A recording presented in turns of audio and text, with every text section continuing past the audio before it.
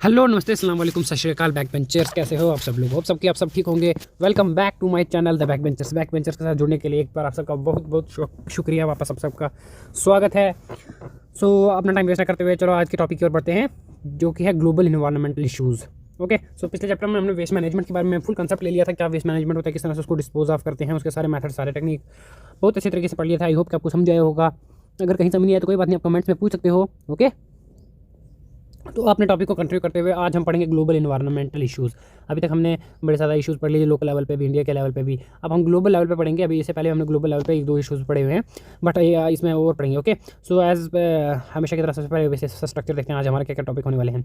सबसे first introduction ही पढ़ेंगे। Second है global warming and climate change. Finally हम जो कब से पढ़ रहे हैं, जैसे हमने पढ़ा कि जब पॉपुलेशन की वजह से और पॉपुलेशन की वजह से और कारणों की वजह से जब CO2 जो है हमारे इन्वायरमेंट में जो काफ़ी मात्रा में हो जाती है, ठीक है, जो कि एक green house effect global warming को बढ़ाती है। तो आज फाइनली हम ग्लोबल वार्मिंग पढ़ेंगे, उससे ग्लोबल वार्मिंग और क्लाइमेट चेंज क्या होता है, उससे क्या इफेक्ट पड़ रहा है। उसके बाद ओजोन लेयर डिप्लेशन, इससे पहले भी हमने पढ़ा हुआ, अब वापस हम पढ़ेंगे ओजोन लेयर डिप्लेशन, अच्छे से पढ़ेंगे कि क्या ओजोन लेयर होती है, वो डिप्लीट क्यों होती है, ओजोन लेयर की इंपॉर्टेंस क्या है, क्यों ओजोन लेयर इतनी इंपॉर्टेंस है और क्यों उसको वो डिप्लीट क्यों हो रही है, क्या काजेज हैं उसके। ठीक है, उसके बाद हम पढ़ेंगे एसिड रेन। एसिड रेन अगर हम आपको याद हो तो अभी 2-3 चैप्टर पहले हमने पढ़ी थी एसिड रेन क्या होता है। जब हमने पोल्यूशन के बारे में पढ़ा था कि जब सेकेंडरी लेवल के दो पोल्यूटेंट्स जब दो प्राइमरी पोल्यूटेंट्स एक दूसरे के साथ मिल जाते हैं, रिएक्ट करते हैं, तो वो सेकेंडरी पोल्यूशन बनाते हैं। ठीक है, सेकेंडरी सॉल्ट, तो उसी में हमने देखा था एसिड रेन। जैसे H2 जब उसके साथ मिलता है तो उसके साथ तो वो HO3 बना देता है। ठीक है, ठीक है। जो कि बाद में जाके वाटर वेपर के साथ मिल जाता है। ठीक है, जो कि हमारे इन्वायरमेंट में ऐसे ही बड़ी ज़्यादा मात्रा लेवल में पड़ा होता है। तो जब भी बारिश होती है वो जो HO3 है वो वाटर वेपर के साथ इंटरेक्ट करके एसिड रेन के फॉर्म में नीचे आता है। ये तो मैंने ऊपर ऊपर से मोटा मोटा बताया। अगर आपको नहीं समझा है तो वो इन्वायरमेंटल पोल्यूशन वाले चैप्टर में आप जाके अच्छे से देख सकते हो। ओके, उसके बाद ये हमारा आज का टॉपिक होने वाला है। आज का टॉपिक छोटे ही हैं, ज़्यादा लेवल नहीं, लेकिन इंपॉर्टेंट है। ठीक है, अपने टॉपिक की ओर बढ़ते हैं।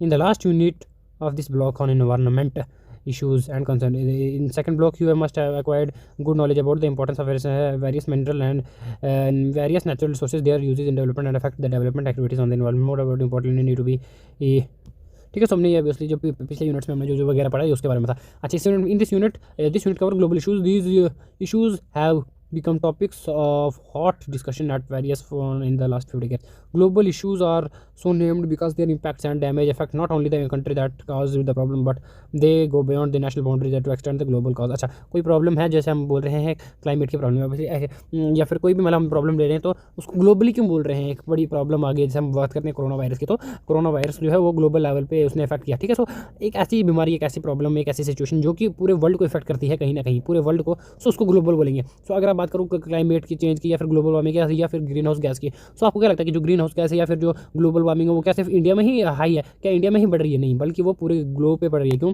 हमारे पूरे अर्थ पे बढ़ रही है। क्यों? क्योंकि ओवरऑल अर्थ की पॉपुलेशन, अर्थ की हर जगह पे पॉपुलेशन है। और ठीक है, और हर जगह पे जब पॉपुलेशन होगी, आपको पता ही है कहीं ना कहीं से जो वो अपना सर्वाइवल के लिए रिसोर्सेज यूज़ करेगी, और रिसोर्सेज यूज़ करेगी तो हमने कल पढ़ा था कि जब कोई भी जब हम रिसोर्सेज यूज़ करते हैं तो वैसे जो है वेस्ट वो एमिट होगा ही होगा, और अगर वेस्ट एमिट होगा तो जिससे इन्वायरमेंट पे असर पड़ता है।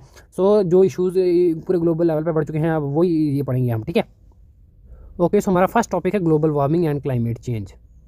उससे पहले आप ये देख लो, यहाँ पर UNFCCC ने ग्लोबल वार्मिंग की, क्लाइमेट चेंज की एक डेफिनेशन ऐसे बताइए, नॉर्मल कंसेप्ट बताइए। आई होप आप इसको एक नज़र मार के पढ़ लेंगे। ओके, इसको इसे भी याद करने की जरूरत है। और ये इसमें इसे भी इतना याद करने की जरूरत है। देखो यहाँ पर फुल फॉर्म पूछी जाती है। UNFCCC की फुल फॉर्म क्या होती है? UNFCCC, United Nation framework convention on climate change. I hope आप ये फुल फॉर्म जो है याद करेंगे, ये काफ़ी इंपॉर्टेंट है। ठीक है, बढ़ते हैं अपने टॉपिक की ओर, ग्लोबल वार्मिंग और क्लाइमेट चेंज। तो सबसे पहले हम देख लेते हैं क्लाइमेट होता है क्या। Climate refers to characteristics atmosphere conditions of a place over long period of time. Climate can be classified according to the latitude as tropical, subtropical, continent, and Arctic. It is also referred as Mediterranean, monsoon, desert types, etc. The temperature and precipitations are two important factors among others which influence the climate. ठीक है, इन सभी के अलावा जो है, इन सभी के अलावा जो क्लाइमेट्स को दो फैक्टर्स वो कौन से हैं जो अफेक्ट करते हैं, वो है टेम्परेचर एंड प्रेसिपिटेशन। अच्छा, क्लाइमेट होता क्या है?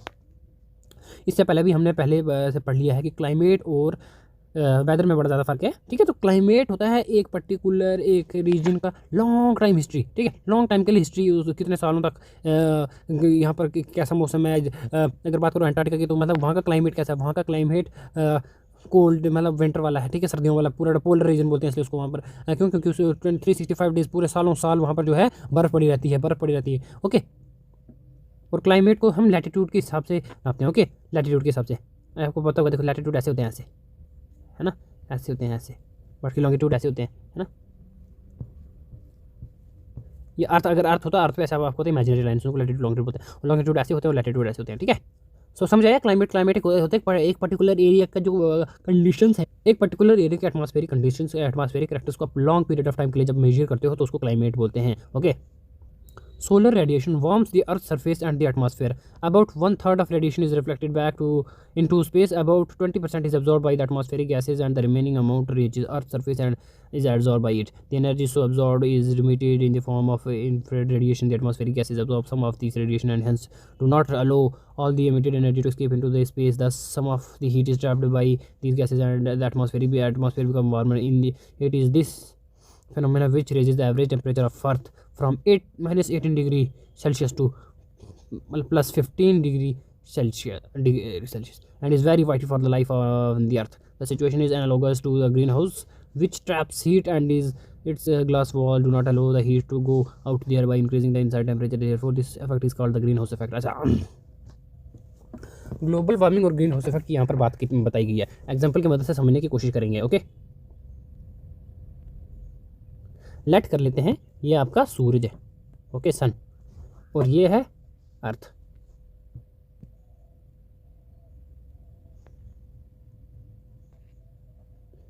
ओके, अब क्या हो रहा है, जब सूरज की जो किरणें हैं, ठीक है, जो सूरज की लाइट है जब वो अर्थ पे पड़ती है, ठीक है, जब वो अर्थ की सरफेस पे जब वो लाइट पड़ती है तो रिफ्लेक्शन अभी आज के टाइम पे हम देख सकते हैं कि आपको हम सबको पता ही है कि जो ऐसे लाइट है, ये नहीं है कि जब जैसे धरती से सूरज से आ रही है तो जैसे किसी जगह पे पड़ती है तो बस वहीं पे पर्टिकुलर जगह पे उसी जगह पे पड़ेगी, इसलिए हमको दिखती है वो जगह, इसलिए हमको रोशनी दिखती है। नहीं, ऐसा नहीं है। जब लाइट किसी भी चीज़ पे पड़ती है तो टकरा के रिफ्लेक्ट करती है, ठीक है, फिर उस चीज़ से रिफ्लेक्ट करके वापस चलती रहती है। मतलब इस आई होप 10th में अपनी लॉ ऑफ रिफ्लेक्शन पढ़ा होगा, आई होप बहुत अच्छे, अभी मैं आपको नहीं समझाऊंगा, ओके। तो जब भी लाइट किसी चीज़ पे पड़ती है तो रिफ्लेक्ट करती है, इस वैसे ही जब सूर्य से निकली हुई जब लाइट है ना, वो धरती हमारी जो अर्थ है उसकी सरफेस के साथ जब टकराती है तो रिफ्लेक्ट करती है वापस, ओके। जब वो रिफ्लेक्ट करती है, अगर जो सूर्य से धरती की तरफ रेज आ रही है उनको हम 3 पार्ट्स में डिवाइड कर दें, ठीक है, तो उसमें से एक पार्ट वापस रिफ्लेक्ट हो जाता है, मतलब 3 में से एक पार्ट जो है उसका रिफ्लेक्ट हो जाता है, बचे 2 पार्ट, ठीक है। सो वो जो 2 पार्ट्स में जो अभी हमने देखा, ये सन है, ठीक है, ये सन है, ये अर्थ है, ओके, और ये रिफ्लेक्शन हो रही है, अच्छा।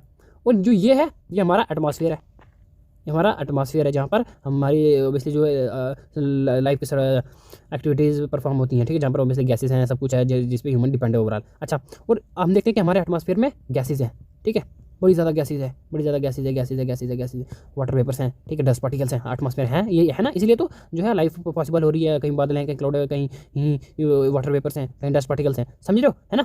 अब क्या होता है, जब सूरज से जब जो किरणें हैं वो धरती से टकराती हैं और वो 1/3 वापस चली जाती हैं। अब 1/3 वापस चली जाती है, इसका मतलब ये नहीं कि स्पेस ब्रह्मांड में वापस चली जाती, नहीं, जब वो इधर से रिफ्लेक्ट बाउंस बैक करती हैं तो वो जो हमारे एटमॉस्फेयर में गैसेज हैं वो गैसेज उन रिफ्लेक्शन को अब्जॉर्ब कर लेती है, ठीक है ना। अब सूर्य से लाइट आ रही है, धरती की सरफेस पे पड़ी, धरती की सरफेस से और टकरा के आसमान की तरफ चलेगी, वापस एटमॉस्फेयर की तरफ चलेगी, बट एटमॉस्फेयर से बाहर नहीं जा पाई, क्यों? क्योंकि यहाँ जो हमारे एटमॉस्फेयर में गैसेज हैं उन्होंने उस हीट को, उस जो सूर्य से निकल रही है हीट, उसको अब्जॉर्ब कर लिया, ओके। अब अब्जॉर्ब करने से क्या होगा, अब जो ये गैसेज हैं हमको पता है कि ये उड़ नहीं सकती, अब ऐसा नहीं, अगर उड़ना होता तो इससे पहले कई साल पहले भी उड़ चुकी होती हैं या फिर यहाँ हो सकती थी, बट जो ये गैसेज हैं स्टिल यहीं पर रहेंगी, क्यों? क्योंकि जो धरती के अंदर वो क्या है, ग्रेविटेशनल फोर्स है, वो ग्रेविटेशनल फोर्स इन गैसेज को पकड़ के रखा, दूर नहीं जाना जाता, तभी तो हमारा ऑब्वियसली एटमॉस्फेयर है, राइट, तभी तो हम जी रहे हैं, ओके। सो अब ये गैसेज ऑब्वियसली बाई फोर्स की वजह से कहीं नहीं जा सकती, ये प्रेशर है तो ये इसी एरिया में रहेंगी। अब इसी एरिया में रहेंगी तो क्या होगा, क्योंकि पहले तो नॉर्मल गैस है, लेकिन अब जब सूर्य की लाइट्स के आने वजह से इन्होंने जो है वो सूर्य सन की जो हीट है, ठीक है, जो धरती से टकरा के जो हीट वापस जा रही थी आसमान में, उन्होंने इन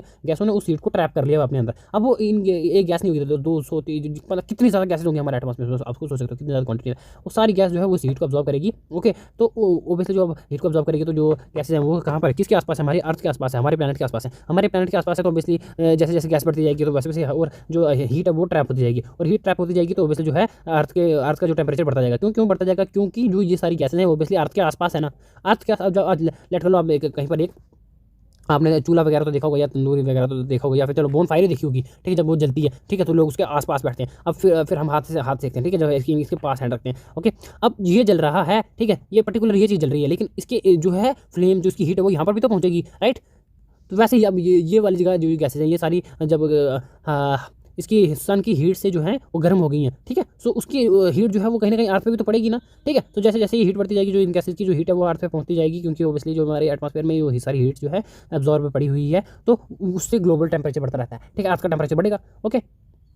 और बाकी जो भी रिमेनिंग जैसे हमने पढ़ा कि 1/3 ऊपर 1/3 रिफ्लेक्ट हो जाती है और 20% जो है गैस एब्जॉर्ब करती है, और जो बाकी बचा होता है वो अर्थ की क्रस्ट में चला जाता है, ठीक है। अर्थ की जो धरती है वो उसको एब्जॉर्ब कर लेती है, इसीलिए तो लावा बनता है। क्यों? क्योंकि धरती कितने ज़्यादा, सोच सकते हो आपकी कितने ज़्यादा सोलर रेडिएशन को एब्जॉर्ब कर रही है, ओके। सो अब इसको बोलते हैं एवरेज राइज, मतलब जब हमारे ग्लोब के टेम्परेचर में एवरेज राइज हो जाता है तो उसको ग्लोबल वार्मिंग बोलते हैं, ओके। सो ये इसी ने हमारे इस फेनोमेना जो एवरेज हमारा टेम्परेचर जो सबसे पहले -18 डिग्री था उसको प्लस की 15 डिग्री सेल्सियस पे पहुंचा दिया, ठीक है। आज के टाइम पे कितनी ज़्यादा सिचुएशन बदल गई होगी आप सोच सकते हो। अच्छा, ग्रीन हाउस इफेक्ट क्यों बोलते हैं इसको? हम देखिए कहीं जगहों पे जो सर्दी हुई या इतने ज़्यादा मौसम है जहाँ पर ज़्यादा धूप नहीं पड़ती, तो वहाँ पर क्या करते हैं, पेड़ों को उगाने के लिए, मतलब जैसे धरती नॉर्मल यहाँ पर पेड़ों को, अब यहाँ पेड़ों को उगाने के लिए क्या करते हैं, ऊपर एक कांच का वो बना देते हैं, शेड टाइप, ठीक है।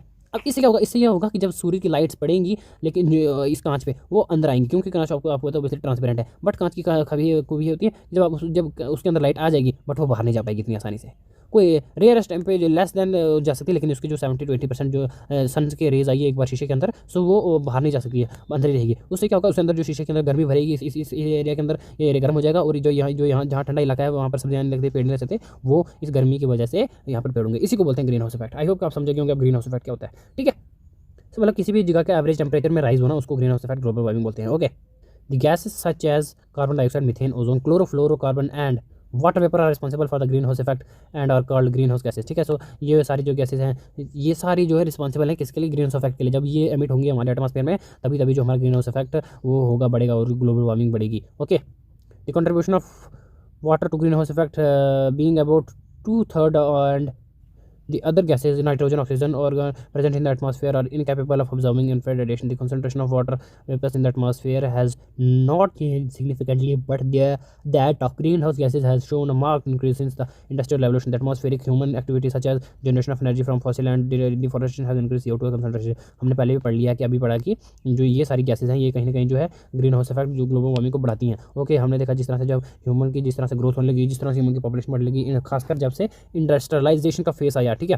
जब से इंडस्ट्रियलाइजेशन का फेस आया, ह्यूमन ने अपनी जो टेक्नोलॉजी है उसको डेवलप किया, ग्रोथ करना स्टार्ट किया, और अपनी ग्रोथ के लिए उसको रिसोर्सेज चाहिए, और रिसोर्सेज के लिए उसने डिफॉरेस्टेशन करना स्टार्ट किया, पेड़ों को काटना स्टार्ट किया, और फॉसिल फ्यूल्स को यूज़ करके फॉसिल फ्यूल्स के जो एनर्जी है उसको अपने डेवलपमेंट के लिए यूज़ करने लगा, और जिसकी वजह से CO2 बहुत ही ज़्यादा मात्रा में एमिट होने लगी, okay. Increase in the concentration of CO2 and other greenhouse gases lead to enhanced greenhouse effect, this causing an increase in the global temperature which is known as global warming. Obviously जब CO2 और जो green house gases हैं, ठीक है, वो emit होंगी तो green house effect होगा, ओके। और जैसे जैसे ही ये सारी गैसेज बढ़ेंगी, जो हमारा ग्लोबल लेवल पे अर्थ का जो सारा टेम्परेचर है वो बढ़ेगा, अर्थ का टेम्परेचर बढ़ेगा तो इसलिए जो अर्थ है वो वार्म होगी, अर्थ जो वार्म मतलब गर्म होगी, ठीक है। और गर्म होगी तो मतलब ग्लोबल लेवल को उसको ग्लोबल वार्मिंग बोलते हैं इस पूरे प्रोसेस को फिर, ठीक है। Studies suggest that temperature has already increased by 0.3 degrees Celsius to 0.6 degrees Celsius since 1860, and the last 2 decades of the 20th century were warmest, particularly by the year 1998. From 1850 onward, the decades 2000 to 2010 had been the warmest one, particularly 2 years 2005 to 2010 were the warmest year. So जैसे जैसे ही years बढ़ते जा रहे हैं, ठीक है, continuously, जैसे 2000 से 2005, ठीक है, तो गर्मी बढ़ी, ठीक है। अब 2010 की बात कर लो, 2010 से लेकर 2020 तक, और गर्मी अब 2020 से 2025 तक, ठीक है, तो और बढ़ रही है। हमने देखा कि 0.3% से 0.6% इतना ज़्यादा जो गैप आ गया हुआ है इंक्रीजिंग में ग्लोबल। तो आप सोच सकते हो कितनी ज़्यादा जो CO2 और ग्रीन हाउस गैसेज की इमिशन हो रही है। This global warming would change the global climate pattern and cause a rise in the sea level. It estimated that there has sea level may rise by 0.5 metre to about 1 metre. अच्छा, so जैसे जैसे global warming बढ़ेगी obviously जो अर्थ है वो गर्म होगी। अगर अर्थ गर्म होगी तो आपको पता ही है कि जो इतने वास्ट लेवल पे पोलर रीजन्स पे जो जहाँ पर बर्फ़ पड़ी है, जो बड़े बड़े हिमालयज हैं, जो ग्लेशियर्स हैं, वो पिघल जाएंगे। अगर वो पिघलेंगे तो क्या होगा, जो पानी है हिमालयों से वो नीचे आएगा ग्राउंड लेवल पे, ठीक है, ग्राउंड फ्लोर पे पानी नीचे आएगा तो ओबियसली क्या होगा, increase in the sea level, okay. जैसे जहाँ पर इतना इलाके में पानी है, सो अब जो, और हमने देखा कि कितना ज़्यादा पानी है वो ग्लेशियर्स और वहाँ पर भी अटका हुआ है। अब वो सारा पानी ग्लोब, क्योंकि अर्थ गर्म हो रही है, उसको पानी पिघल के नीचे आएगा, सो वो पानी जब नीचे आएगा वो और ऊपर आ जाएगा, क्योंकि जहाँ पर ह्यूमन सिविलाइजेशन ऑब्वियसली बढ़ी गई होगी, मतलब जहाँ पर बसी होगी तो पानी वहाँ तक पहुँच जाएगा, ओके। सो जो कि उनकी प्रॉपर्टी और उनके कहीं ना कहीं जो ओवरऑल सर्वाइवल है उसके लिए मुश्किल पैदा कर देगी। और हमने ये भी देखा है कि जो पानी है वो इस बात का एस्टिमेट लगाया गया कि पानी 0.5 मीटर से 1 मीटर तक बढ़ सकता है। Okay, the other effect of global warming being a more vigorous hydrological cycle which may cause more severe floods, rainfall and droughts, and ecological changes affecting agriculture, productivity and survival for the forest. A warmer climate may also increase infections or diseases such as malaria, dengue, yellow fever and viral encephalitis. Okay, तो obviously जो global warming है उसका बढ़ना कहीं ना कहीं एक अच्छा संकेत नहीं है। ठीक है, एक इतना कोई बड़ी बात नहीं, या फिर मतलब एक ऑब्वियसली एक अच्छे संकेत नहीं दिख रहा है, क्योंकि उससे अगर जैसे जैसे वो बढ़ेगा तो हाइड्रोलॉजिकल साइकिल है उसमें भी चेंज आएगी, हाइड्रोलॉजिकल साइकिल पर भी इफेक्ट पड़ेगा, जिसकी वजह से फ्लड्स आना स्टार्ट होंगे, जो रेनफॉल वो स्टार्ट हो जाएगा, सूखा पड़ना स्टार्ट हो जाएगा, जैसे जैसे अर्थ गर्म होगी, आपको पता ही है। ओके, तो जहाँ पर पहले से ही डेजर्ट है या फिर जहाँ पर पहले से गर्मी पड़ती है तो वहाँ पर पूरा तरह से सूखा ही पड़ जाएगा। ओके, इकोलॉजिकल चेंजेस भी इफेक्ट होगी उससे, जैसे एग्रीकल्चर प्रोडक्टिविटी पे, एग्रीकल्चर हमारा कृषि प्रधान कृषियों पे, कृषि प्रधान देश आपको पता ही है सब, जो क्योंकि मतलब हमारे जो कंट्री में जो है कहीं ना कहीं जो 50% जो है वो किसान है। ठीक है, सो उनकी सर्वाइवल पे इफेक्ट पड़ेगा, और भी इन्फेक्शियस डिजीजेज आ जाएंगी। ठीक है, जैसे कि मलेरिया हो गया, डेंगू हो गया, ये सारी फैल जाएगा अगर वो ग्लोबल वार्मिंग बढ़ी। Okay, the United Nations General Assembly decided to launch negotiation in December 1990, which started in February 1991. This led to United Nations Framework Convention on Climate Change, which was adopted in May 1992, and it was ratified by 50 countries and came into force in March 1994. Till November 2011, 194 countries and one regional economic organization, the European Union, became party to the convention. As 5th October 2016, 44 parties have been ratified with the convention out of 197 parties. ठीक है, सो United nation general assembly के द्वारा भी हमारे अर्थ को बचाने के लिए, हमारे अर्थ को बचाने के लिए जो प्रयास किए जा रहे हैं, कहीं ना कहीं जो सारे नेगोशिएशंस जो है करवाए, जो सबसे फर्स्ट हुआ था ओके, वो कहाँ पर हुआ था, कब हुआ था, दिसंबर 1990 में हुआ था। ओके, लेकिन मतलब दिसंबर 1990 में करने की सलाह बनी थी, लेकिन वो हुआ कब था, फरवरी 1991 में हुआ था। ठीक है, जो कि UNFCCC, ठीक है, इसके बारे में बात हो रही है, कब बना था, इसका फ्रेमवर्क क्या था, इसका ऑब्जेक्टिव था, इसके बारे में। उसके बाद जब फर्स्ट पे UNFCCC आया था तो 50 कंट्रीज़ ने उसके ज्वाइन किया था। उसके बाद ओके 1994 में आया था, उसके बाद 2011 में 194 कंट्रीज़ हो गई। Okay, and all. United Nation framework convention on climate change, इसका एम क्या है, to stabilize concentration of green house gases in the atmosphere and at level that would prevent dangerous and anthropogenic interference with the climate system within a timeline sufficient to allow ecosystem to adapt naturally to climate change, to ensure that food production is not threatened and to enable economic development to the producer in a sustainable manner। अच्छा, उसका इसका M यही था कि जो atmosphere में जितने green house gases हैं, जितनी उसकी मिशोरिया ज़्यादा अगर हो रही है तो उसको कम से कम करते हैं और उसको मतलब स्टेबल रखे। ठीक है, चलो आप कम नहीं कर सकते हो, लेकिन ज़्यादा भी हमने करने की कोशिश नहीं करनी है। कुछ ऐसी पॉलिसीज़ लाई जाएँ फ्यूचर में, कुछ ऐसे काम किए जाएँ जिसकी वजह से जो ग्रीन हाउस गैसेज हैं वो उनकी स्टेबिलिटी बढ़ती रहे। ठीक है, उनको स्टेबल करें, उसके बाद धीरे धीरे उनको कम करेंगे, तो जिसकी वजह से जो कहीं ना कहीं हम अपने ग्लोब को बचा सकते हैं। ओके, जो कहीं ना कहीं ऑब्वियसली अगर ग्लोबल वार्मिंग बढ़ गई तो जो हमारी सर्वाइवल में भी इफेक्ट पड़ेगा, फूड एग्रीकल्चर में भी इफेक्ट पड़ेगा। सो हमको फूड प्रोडक्शन के कहीं खतरा ना हो जाए। ठीक है, इकोनॉमिक डेवलपमेंट में हमको प्रॉब्लम ना हो जाए, हमारी जो क्लाइमेट चेंज है उससे वो इफेक्ट ना हो जाए ग्लोबल वार्मिंग से। ठीक है, इन बातों का ध्यान रखने के लिए जो UNFCCC का ये सारे ऑब्जेक्टिव थे। Ministry of environment, Forest and Climate Change is the nodal agency for climate change issues. Various initiatives taken by are available at the site है। ये इस साइट पे जो है इन्वायरमेंट और फॉरेस्ट क्लाइमेट चेंज के लिए जो फॉरेस्ट्री मिनिस्ट्री है जो गवर्नमेंट मैंने बनाई है। ठीक है, उन्हें बड़े सारे इनिशिएटिव्स लिए हैं। ये वेबसाइट आप चाहो तो जाके चेक कर सकते हो। ठीक है, क्लाइमेट चेंज के बारे में ये जो सारी वेबसाइट है अच्छी लिंक है, गवर्नमेंट की तरफ से लिंक है। ठीक है, climate change would affect patterns of rainfall, this may cause flood in some areas which wild drought in other. The soil moisture may also change as climatic factor related to agricultural productivity would change. There would be serious limitation of food production. The shortage of food productivity may lead to malnutrition in people and also escalation of prices of food.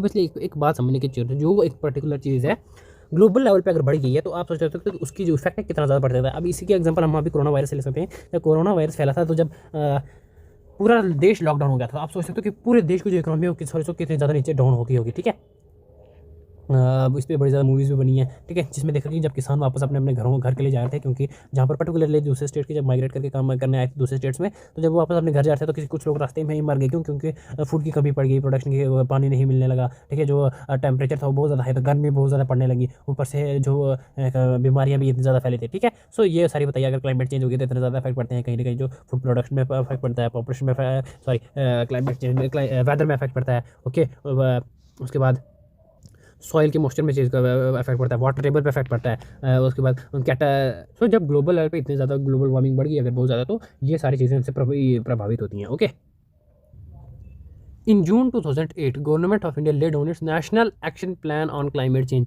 Note करेंगे इस full form को। The national action plan on climate change identifies measure that promote our development objective while also yielding co benefit for addressing climate change effectively. ठीक है, so June 2008 में जो government ने national action plan for on climate change, ठीक है, इस scheme को, इस टेक्निक को लॉन्च किया, जिसका ऑब्जेक्टिव था हमारा जो क्लाइमेट चेंज को कहीं ना कहीं जिस चीज़ से क्लाइमेट चेंज हो रही है, मतलब एडवर्सली जो क्लाइमेट चेंज हमको अफेक्ट कर रहा है, ठीक है, कहीं कहीं पूरी कंट्री में स्टेबिलिटी लाना, ठीक है, जो ग्लोबल वार्मिंग बढ़ रही है, जो वहाँ के वेदर चेंज हो रहा है, या फिर जो भी सारी कंडीशन जो भी पॉपुलेशन को झेलनी पड़ रही है, जो पोल्यूशन फैल रहा है, ठीक है, उसको रोकना। ओके, अवेयरनेस लाना।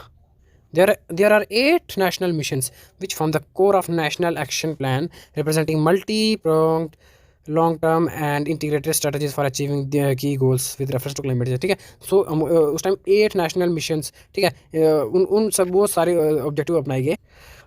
8 जो हैं वो राष्ट्रीय मिशंस थे, जो मतलब जो इस जो एक्टिविटी जो ये सॉरी जो टेक्निक जो आप इसको बोल सकते हो, नहीं टेक्निक नहीं, जो ये स्कीम, हाँ, जो ये स्कीम जो है गवर्नमेंट की तरफ से लॉन्च की गई थी, इसके 8 ऑब्जेक्टिव, 8 मोटो आप बोल सकते हो इसको। ठीक है, सो 8 नेशनल लेवल पे जो मिशंस थे वो गवर्नमेंट ने निकाले थे लॉन्ग टर्म के लिए। ठीक है, सो NPCC में, ठीक है, national action plan for climate change. Okay, so उसमें कौन कौन से ये 8 नेशनल मिशन है देखते हैं।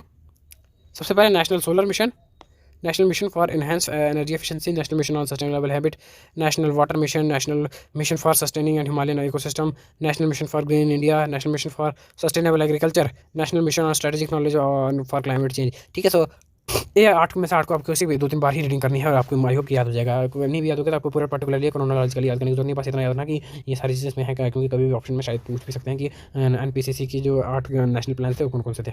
ओके, सो ये हमारा टॉपिक था, अच्छा था काफ़ी हमको इन्फॉर्मेटिव। अब नेक्स्ट हमारा जो टॉपिक है वो है ओजोन लेयर डिप्लेशन। ठीक है, ओजोन लेयर क्या होती है, इसकी डिप्लेशन क्यों हो रही है, क्या काजेज है। उससे पहले आपको जो हमने पिछले वाला क्वेश्चन पढ़ा उससे आपको ये क्वेश्चन आई होप सॉल्व कर सकोगे आप। हाँ, ग्लोबल वार्मिंग का हार्मफुल इफेक्ट क्या है, बहुत अच्छे से एक बार नहीं, हमको पता नहीं कितनी बार हमने पढ़ लिया अभी तक, बात करते करते भी है। Okay, you know ozone layer पढ़ते हैं। You know that our earth is surrounded by an envelope by of atmosphere that contains nitrogen, oxygen, carbon dioxide, ozone, water vapour, dust, particles and many other substances emitted as a result of human activities. ठीक है, सो जो हमारा अर्थ है, okay, वो एक atmosphere से घिरा हुआ है। आपको बताइए, अर्थ के आसपास एक एटमॉस्फेयर है, एटमॉस्फेयर में जो गैसेज हैं उन्हीं के ऊपर हमारा जो सर्वाइवल है वो चल रहा है। Okay, the atmosphere of earth can be divided into 3 zones, troposphere, stratosphere, mesosphere, as shown this. ठीक है, सो देख सकते हैं आप, ये हमारा अर्थ जो है 3 भागों में डिवाइड है, ट्रोपोस्फेयर, स्ट्रेटोस्फेयर, मेसोस्फेयर। ठीक है, सो जो ट्रोपोस्फेयर वो 15 से 50 किलोमीटर की रेंज तक जो है फैला हुआ है। Okay, and the ozone layer is present in this region. So यहाँ से लेकर यहाँ तक, सो इस रेंज के बीच जो है वो ओजोन लेयर पाई जाती है।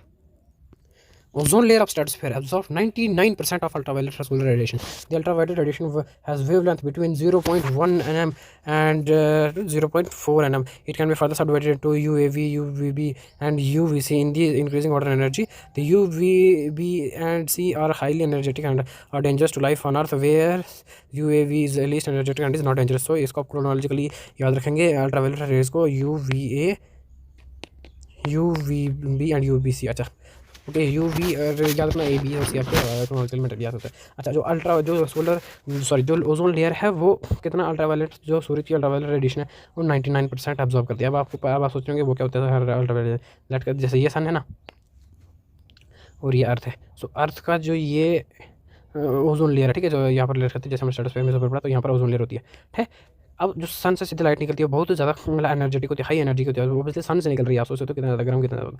सो ये लेयर छानने का काम करती है, मतलब जो हम घर में आटा वगैरह छानते हैं ना, सो ये लेयर यहाँ से छन के साफ़ वाली जो सही वाली किरणें हैं सन की, जो मतलब छन के आती हैं, वो किरणें भेजती हैं अर्थ पे। ठीक है, but due to some green house gases, ठीक है, जैसे कि आ गई अपने में CFC आ गई, क्लोरोफ्लोरोकार्बन, ठीक है, जो कि आपके फ्रिज वगैरह से निकलती है।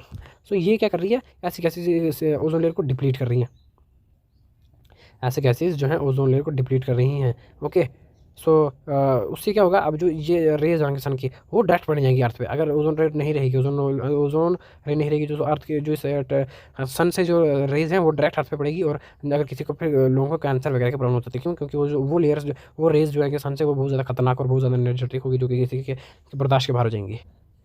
UVA ठीक है। अल्ट्रा वायलेट रेज होती हैं ये इनको, ठीक है, बोलते हैं ये अल्ट्रा वायलेट रेज यूवीआर बोलते हैं। But UVA is not absorb by the ozone layer in the atmosphere where most of the UVB is absorb it only by 2 or 3% reaches the surface of earth. Thus the ozone layer act as filter for UVB rays and protect us from the harmful effect of the UV radiations. UVC is absorb by the oxygen and also by the ozone layer in the most atmosphere. ठीक है। सो UVA जो category है ना, ये इस ozone layer से absorb नहीं, ये एब्जॉर्ब इसको नहीं करती है। यूवीबी है उसको 2 से 3% करती है। ओके। और जो यूवीसी है जो एक्सट्रीम लेवल की जो सेल है उसको ओजोन लेयर फिल्टर करती है और ऑक्सीजन और ओजोन लेयर यहाँ पर फिल्टर का काम करती है। Okay. The concentration of ozone is measured in Dobson unit. ठीक है। सो बेसिकली शायद डॉब्सन को ये होंगे साइंटिस्ट जिन्होंने इसको खोजा होगा। सो जो ओजोन की जो मेजरमेंट किसमें होती है, डॉब्सन यूनिट में होती है, याद ना DU Dobson unit, where 1 Dobson unit is equivalent to 1 ppb ozone. The measurement of ozone in the atmosphere began in 1957 by British Antarctic Survey, which in 1985 pointed out significant ozone depletion over Antarctica during spring. The data indicate a decrease in the ozone concentration from about 300 DU in 1970 to 200 DU in 1985, which increased and around 250 DU in 1988, but dropped to approximately 88 DU in 1994. That's the general trend in zone. Okay. So जो हमारी ozone layer थी वो पहले कहीं ना कहीं इतनी ज़्यादा थिक हुई होगी, इतनी ज़्यादा वो सॉरी इतनी ज़्यादा वाइड हुई होगी। ठीक है। इतनी ज़्यादा उसकी वाइडनेस हुई होगी। बट सोलर रेडिएशंस को फिल्टर करते करते जब हम ऑब्वियसली केयरलेसनेस जो अर्थ में जो पॉपुलेशन है, जो लोग हैं, जब वो CFC इमिट करते हैं और भी गैसेस इमिट करते हैं, तो जो ओजोन लेयर है वो डिप्लीट होती है उससे, मतलब ठीक है, खत्म होती है, ओजोन लेयर पर इफेक्ट पड़ता है उन गैसेस से। तो वो ओजोन लेयर अब इतनी ज़्यादा पतली हो गई होगी। ठीक है। फर्स्ट पे इतनी थी, अब इतनी ज़्यादा रहेगी होगी। देखो टाइम टू टाइम ये चेंज होता जा रहा है। सबसे फर्स्ट 300 थे, फिर 200, फिर 250 और अब देखो 88 DU तक, 94 तक, इतनी ज़्यादा बच गई है। ठीक है। सो ये है ओजोन लेयर। इंपॉर्टेंट पैराग्राफ है, पढ़ते हैं। The group of compounds containing bromine and fluorine and one or two more atoms of carbon called halogens। ठीक है। जो कि फायर एक्सटिंग्विशर्स में काम करते हैं। और ठीक है। और अदर क्लोरीन में other chlorine containing compound such as carbon chloride, tetrachloride, okay, या फिर ट्राइक्लोरोथेन हो गया। ये जो है सॉल्वेंट की तरह काम करते हैं ड्राई क्लीनिंग में। Okay.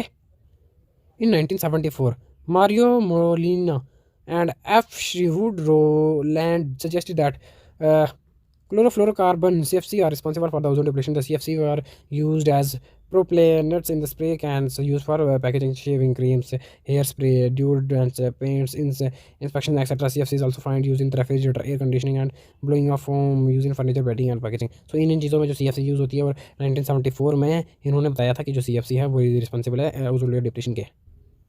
Effect on human and animal health.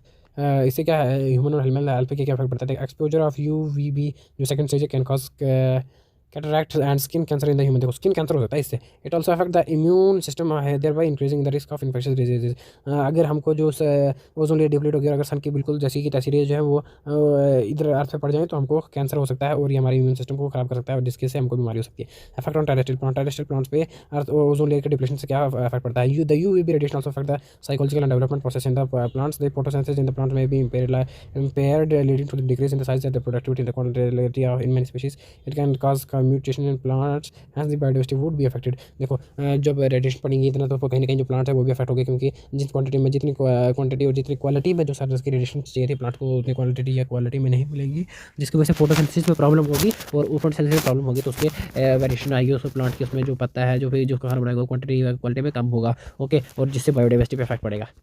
Ozone layer का एक्वाटिक इकोसिस्टम पे क्या इफेक्ट पड़ेगा। As a phytoplanktons are the starting point in the food change, reduction in the phytoplanktons on exposure to UV radiation would affect on the fish productivity. In addition to UV radiation can also damage the early development stages on many aquatic plants and aquatic animals. अच्छा, तो यहाँ पर बताया गया है कि जो phytoplanktons आपने तो पढ़े होंगे। फाइटोप्लैंक्टन्स आई होप आपको बताऊंगा जो पानी के ऊपर पानी वाले जो छोटे ऑर्गेनिजम्स है। ठीक है। जो फूड चेन, जब एक्वाटिक सिस्टम की बात करें तो एक्वाटिक सिस्टम के जो फूड चेन बात करते हैं तो सब फर्स्ट प्राइमरी लेवल पे वो आते हैं। जैसे अगर हम नॉर्मल फूड चेन की बात करें कंज्यूमर की तो प्लांट्स आते हैं प्राइमरी, लेकिन अगर वो एक्वाटिक सिस्टम की बात करें तो फाइटोप्लैंक्टन्स फर्स्ट पे आते हैं। तो फाइटोप्लैंक्टन्स में कमी हो जाएगी, उसकी वजह से कहीं ना कहीं जो फिश है वो उनकी प्रोडक्टिविटी कम हो जाएगी। जो फिश का सिस्टम है फूड चेन से जब एक चीज़ टूटती है तो कहीं ना कहीं पूरे को ख़राब कर देगी। ठीक है। सो उसके अलावा भी जब जो एडिशनल लेवल पे जो कि और एक्वाटिक एनिमल्स हैं उनके डेवलपमेंट के लिए जो भी वो टेक्नोलॉजीज़ या फिर मेथड्स यूज़ किए जा रहे हैं वो भी ख़त्म हो जाएंगे, क्योंकि जो वो जानवर ही नहीं रहेंगे। Okay. Thus, the depletion of ozone layer is matter of concern worldwide. An international convention was held in Vienna on 2nd March 22, 1985, which led to an international agreement on 16 December 1987 known as Montreal Protocol on substances that deplete the ozone layer. ठीक है, उन substances की depletion पे meeting हुई थी कि 22 मार्च 1985 में meeting हुई थी, ठीक है, सॉरी कॉन्फ्रेंस पता बैठी, लेकिन इंटरनेशनल एग्रीमेंट कब हुआ था 16 सितंबर 1987 को जो एग्रीमेंट हुआ था, जिसमें कि उन्होंने बताया था कि जो मतलब जब पूरी तरह से कम्प्लीटली फेज आउट कर देंगे, मतलब खत्म कर देंगे उन चीज़ों को जो जिससे ओजोन डिप्लेशन हो रहा है, उन सारी चीज़ों को, जैसे ODS हो गया, CFC हो गया, हेलोन्स हो गया, ठीक है, CH CL3 हो गया, CHC CCl3 हो गया, इन सारी जो गैसेज के जो सोर्सेज हैं जिनसे ओजोन लेयर डिप्लीट हो रही है, तो इन सभी को खत्म कर दिया जाएगा। ओके, तो मॉन्ट्रियल प्रोटोकॉल इंपॉर्टेंट है, बहुत इंपॉर्टेंट है, इसको नोट करेंगे। United Nations General Assembly in January 1995 resolved that 16 September be observed each year as International Day for Preservation of Ozone Layer to commemorate the signing of Montreal Protocol। ठीक है, सो हर 16 सितंबर को ozone layer depletion conservation day मनाया जाने लगा। Okay, ताकि जो हमने agreement किया था उन्होंने वो उसको याद रखा जाए। ओके, तो यहाँ पर क्वेश्चन पूछा गया, फैनी ओजोन डे सेलिब्रेटेड, अभी हमने पढ़ा 1 सेकंड पहले, कब पढ़ा, वो मेरा था 16 सितंबर।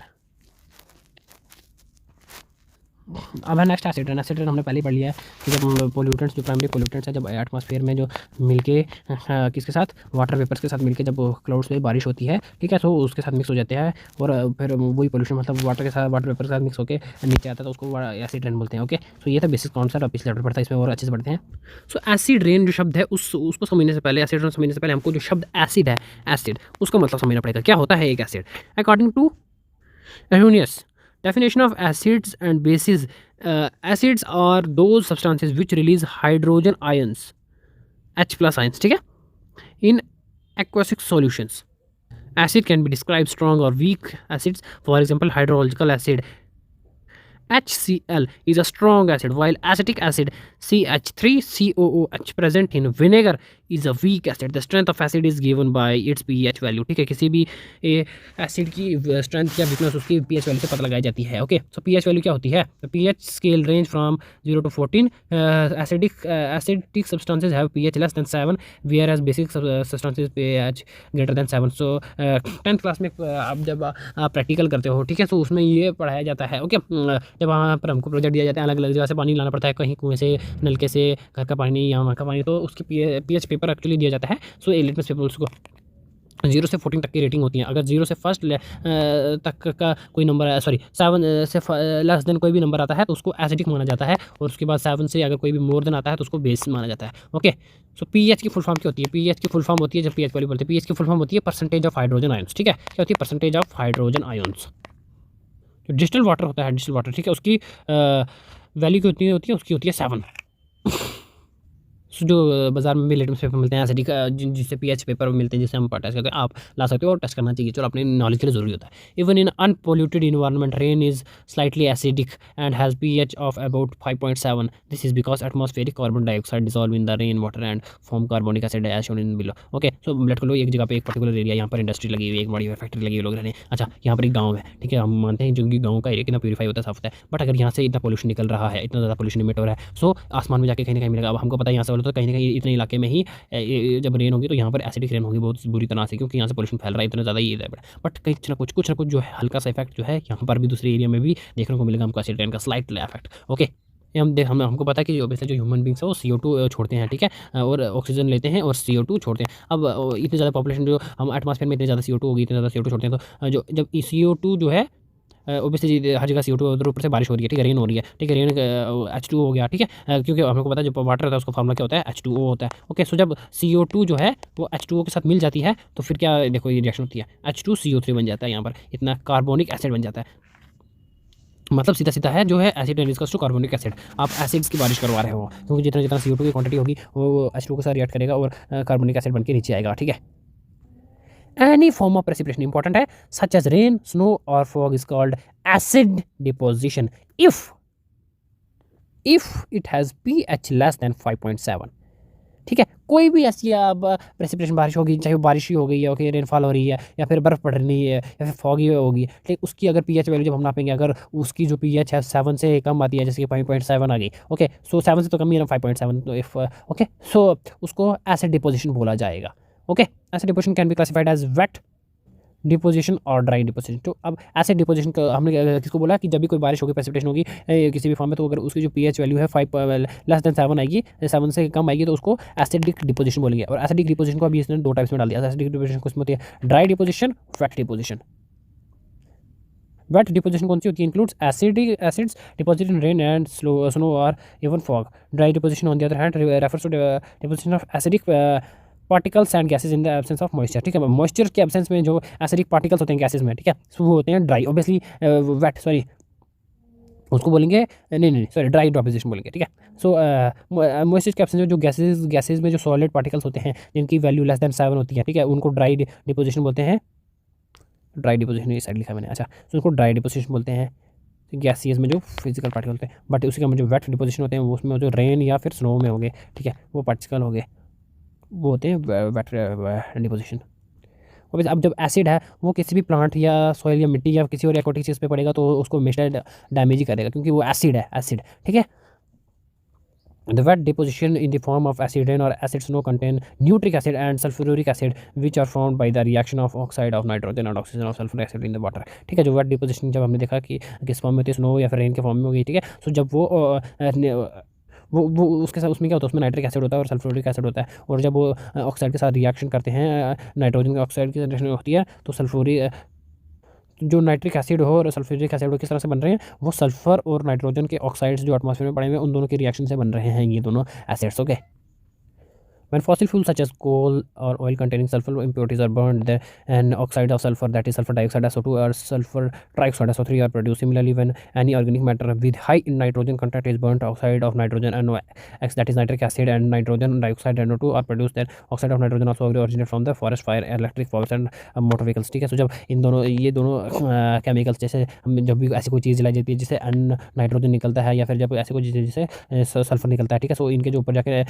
एटमॉस्फेयर में जो नाइट्रेट्स एक दूसरे के साथ रिएक्ट करते हैं, ऑक्साइड, सॉरी, इनके ऑक्साइड एक दूसरे के साथ रिएक्ट करते हैं और फिर कहीं ना कहीं जो ये रीज़न बनते हैं एसिड रेन के। ओके, जो ये ऑक्साइड्स जो ऊपर जाके एटमॉस्फेयर में मिलते हैं ये गैसेज होती हैं, और ये गैसेज जब water and that is H2O के साथ रिएक्शन करेंगी तो देख सकते हैं आप, देखो O2 और H2O को मिलकर H2SO4 बन रहा है, सल्फ्यूरिक एसिड बन रहा है, और O2 और H2O को मिलकर HNO नाइट्रिक एसिड बन रहा है। ठीक है, बोथ एसिड्स और nitric, both sulphuric and nitric acid और स्ट्रॉन्ग एसिड, दोनों स्ट्रॉन्ग एसिड है, क्योंकि इनकी जो वैल्यू है वो है 7 से लेस देन पीएच वैल्यू। सो हमने ग्लोबल वार्मिंग और ओजोन लेयर डिप्लेशन के इफेक्ट भी पढ़े। अब हम एसिड रेन के इफेक्ट्स भी पढ़ लेते हैं, क्या क्या होता है। The pH value of acid rain water is around, the pH value of acid rain water, जो एसिड रेन जो हमने पढ़ी है, जो एसिड रेन जब होती है उसका जो वाटर कलेक्ट किया जाता है तो उसकी पीएच वैल्यू पता है कितनी, उसकी पीएच वैल्यू 4 है।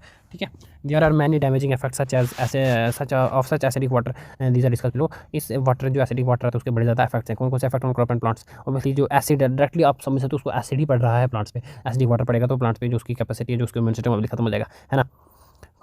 जो एसिड रेन है वो इफेक्ट डालेगा क्रॉप्स और उस फॉरेस्ट पे डालेगा। ऑब्वियसली एसिड रेन जो है वो किसी भी मिट्टी में पाए जाने वाले न्यूट्रिएंट्स और जो भी उसके मिनरल्स हैं, इंपॉर्टेंट मिनरल्स, उनको खत्म कर देगा, डिस्ट्रॉय कर देगा। ऑब्वियसली क्योंकि वो एसिड है। अब एसिड है तो मिनरल्स और न्यूट्रिएंट्स को तो खत्म कर ही देगा ना। खत्म, एसिड का काम ही क्या होता है? जला देना। ठीक है, soil bacteria and fungi that plays important role in nutrient cycle. अच्छा, हमने देखा कि जो सॉइल बैक्टीरिया होता है वो कितना ज़्यादा इंपॉर्टेंट रोल प्ले करता है न्यूट्रिएंट साइकिल में, क्योंकि जब भी कोई चीज़ आ रही है उसको डिकम्पोज कर रहा है ना। सो वो जब एसिड की बारिश होगी धरती पे, ज़मीन में, तो वो सॉइल के जो न्यूट्रिएंट्स और मिनरल उनको तो खत्म करेगा ही करेगा, बट उसके अंदर जो सॉइल के बैक्टीरिया है उसको भी मार देगा। ठीक है, जो कि सॉइल फिक्सेशन में बड़ा ज़्यादा इंपॉर्टेंट रोल प्ले करता है। ठीक है जी, तो इससे जो सॉइल की फर्टिलिटी है वो खत्म हो जाएगी और जो प्लांट की ग्रोथ है वो खत्म हो जाएगी, और ऑब्वियसली जो प्लांट है वो खत्म होने लगेंगे और प्लांट की हेल्थ इफेक्ट पड़ेगी। अच्छा, सो जो एसिड रेन है, जो बारिश होती है, क्या वो जंगल में ही होती है, प्लांट्स में होती है? नहीं, वो एक्वाटिक लाइफ पे भी इफेक्ट डालती है। कौन कौन से डालती है? Water body like rivers and ponds are also affected by acid rain. The combination of acid in them over a period of time lowers of pH and affect the aquatic plants and animals. Many aquatic plants and different types of fish have different tolerance level for such condition and hence cannot survive। ठीक है, सो अब कोई particular fish है या फिर कोई भी ऐसा जीव है जो मतलब एक पर्टिकुलर एरिया में रह रहा है, पानी के एरिया में रह रहा है। अब इस एरिया के इसकी लेट कर लेते हैं हम इसकी पीएच वैल्यू है 7 या फिर ठीक है, या फिर 7.6 या 7.7 होगी या फिर 8 हो गया, ठीक है, इस ज़्यादा इतना। अब यहाँ के जो पानी इस पानी के इनके लिए उतना लिमिट का ठीक है, इस पानी में सर्वाइव करने में। अब जैसे बारिश होगी, एसिड रेन होगी यहाँ पर, ठीक है, सो इसका पानी जो है, इसका जो है, इसमें जो एसिड की क्वांटिटी क्या हो जाएगी, बढ़ जाएगी, ठीक है, एसिड की क्वांटिटी बढ़ जाएगी, तो यहाँ पे जो रहने वाले प्राणी हैं उन पर इफेक्ट पड़ेगा और वो मरना स्टार्ट हो जाएंगे। ये इफेक्ट डालता है एसिड रेन जो है वो वाटर वाली। अच्छा, ह्यूमन हेल्थ पे क्या डालता है effect, gases responsible for the acid rain and the acids presence in the acidic rain can affect human health, especially the lungs and the respiratory system. The dry deposition from air can cause heart and lung problems such as asthma and points. अच्छा, so जो जिसकी वजह से air acid rain होती है, जो gases की वजह से, कौन कौन सी गैसेज की वजह से, नाइट्रोजन, सल्फर होगी, ठीक है, कार्बन डाइऑक्साइड होगी, तो इन सारी गैसेज की वजह से जब एटमॉस्फेयर में होती हैं तो इन सभी की वजह से क्या हमको हार्ट की प्रॉब्लम देखने को मिलती है, लंग्स की प्रॉब्लम देखने को मिलती है, ओके, जिससे कि अस्थमा वगैरह होता है, ओके। सो ये इफेक्ट पड़ते हैं। इफेक्ट ऑन मटेरियल्स में क्या, acid rain also damage bridges, building, statues and monuments. Obviously acid होगा तो बड़े बड़े से पुतले, या फिर जो हमने देखा कि ताजमहल भी कहीं ना कहीं उसकी जो पॉलिश है वो कहीं ना कहीं खो रही है, खत्म हो रही है, ओके। सो ये मोन्यूमेंट्स पे भी इफेक्ट डालता है अपना एसिड रेन, क्योंकि ऑब्वियसली वहाँ पर भी एसिड रेन होती होगी। सो ये था आज का टॉपिक, आई होप कि आपको समझ आया होगा। सो ये है क्वेश्चन, आई होप आप इनको आराम से सॉल्व कर सकेंगे आप, और आपने अगर अभी तक आंसर नहीं सॉल्व किया तो आप वो भी देख सकते हो, ओके ओके ओके। तो बस यही था आज का टॉपिक, आई होप कि आप सबको पसंद आया होगा। मिलते हैं अपने नेक्स्ट वीडियो में, thank you and bye bye.